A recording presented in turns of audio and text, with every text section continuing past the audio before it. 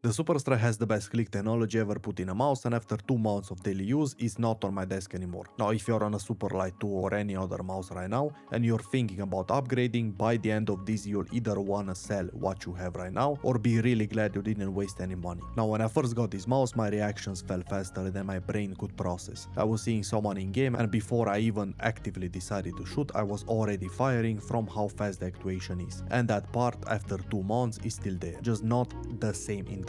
You get used to it, it becomes your normal, that's just how it goes now. What changed way more is the settings that I'm currently running. At first I set everything based on what I hated about my prior main, the ULX, actuation on the safer side to avoid misclicks, rapid trigger low, haptics dialed in. Now that worked fine for gaming, but over 2 months I realized it wasn't enough for daily use. If you don't have perfect tension control all day, and after a full day of work and editing I definitely don't, you need to go higher than what feels right at first. And I think most people buying this mouse are in the same spot. You're not a pro warming up for 3 hours before playing, you're jumping in after like a long day and your hands aren't at their best. The biggest setting change that actually made a difference is running left and right click completely different. Left click stays lower for speed, right click way higher with stronger haptics, so you don't scope in by accident during fights. One thing I didn't expect is how much easier this mouse is on your hand during long sessions. The buttons need almost no force compared to any mechanical switch, and after a few hours you actually notice your fingers aren't as tense. If hand fatigue is something you deal with, that alone is worth knowing about. Clicks and performance though, that part works. My copy has been solid, no random actuation, no sensor spin, no scroll wheel problems, nothing. And if that's all a mouse needed to be, I'd be still using it right now. And next is what made me start looking at other mice. Quick rundown on the small stuff. No DPI button so you're going through G-Hub, force sensitivity changes, no Bluetooth so just like light speed and wired, side buttons are mushy with too much pre-travel, balance is a bit front heavy so fingertip grip players might not love it that much. Torque skates actually felt fine on day 1, which surprised me a lot because I use a grass pad, but after like a couple days they were done, so of course I had to swap with dot skates and then fitted ones from X-ray pads, which again are way better. Scroll wheel has been fine on my copy, but I know that a lot of people have problems with this. Now battery at 2k Hz with low haptics lasts about a week. If you push 8k Hz with high haptics, you're charging basically every night. Now all of that is either fixable or just annoying, and I'm gonna tell you what actually made me switch and stay on a different mouse soon. But first you need to understand the one problem with this mouse that you cannot fix no matter what you do. Now 61 grams sounds totally fine, and in my first review I was fine with it too because everything else about this mouse was so new and interesting that a few extra grams just didn't matter that much to me. But to be honest, after like a month when the novelty settled in and I started testing other mice and going back and forth, that's when I first started noticing it. When you come from anything under 40 grams to this, it just feels like a brick. Every single time I came back to the Superstrike after using something lighter, I noticed it a lot and it was mega annoying. Now this doesn't mean like a mouse is unusable at 61 grams. If I had to play on this and nothing else, I'd be completely fine with it. But if you have the option to go lighter and still get like top-notch performance with a decent shape, there's no reason not to. So right now most likely I'm going to try to 3D print like a lighter bottom shell to see how much I can cut, but this is the one thing that I can't fix with settings or accessories. Now the weight alone isn't why it's not on my desk. The real reason has to do with how much of this mouse you're actually using for $180. Now if you look at what the pro players are running on this mouse right now, and you can find this on sites that track settings, most of them have actuation set so high that the clicks basically feel like a regular Superlight 2. So think about that for a second. The Superlight 2 costs around like $120. This costs $180, and most people who use both end up setting this one to feel like the cheaper one, which makes no sense in my opinion, but whatever. The only thing that separates these two at this point is rapid trigger on low, and that's it. So the real question is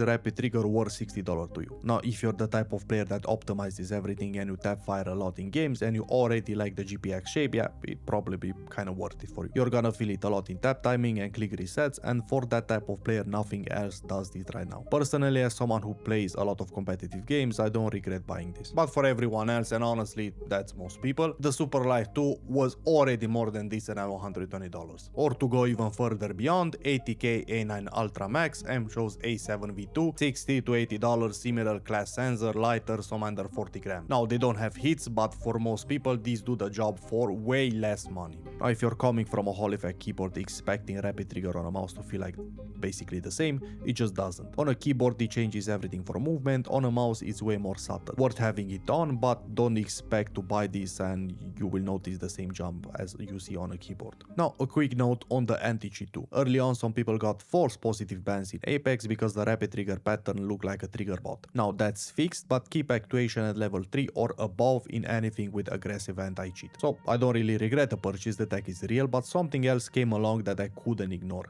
And that's what took it off my desk. Now the Viper V4 Pro is just too interesting right now not to test. Now when I first tried it, it honestly felt like super floaty and weird and I didn't like it at all. But I kept using it and now it just feels like the better option. And of course I want to give this the same treatment I gave the superstrike. Months of daily use, see what actually holds up and what doesn't. Because in my opinion right now the real comparison isn't this mouse versus that mouse, it's click versus frame sync. And I genuinely don't know which one wins long term yet. Now every time I go back and test the superstrike I love the clicks. How easy the input is, how fast it fires, it still feels incredible in my opinion. But then I pick up the Viper and the tracking feels better, it's lighter, battery lasts double. Now, if Razer put Logitech click tech on the Viper, it would have been over. No discussion, just like bye-bye everything else. Nobody's done that yet. Diamond Lobby Reviews broke down the patterns behind hits on his Patreon if you want to see who can actually copy this tech and when. And that's what annoys me about Logitech in general. They keep building this mouse for pros who are used to 60 grams and don't want to change anything. But that's not what most people want.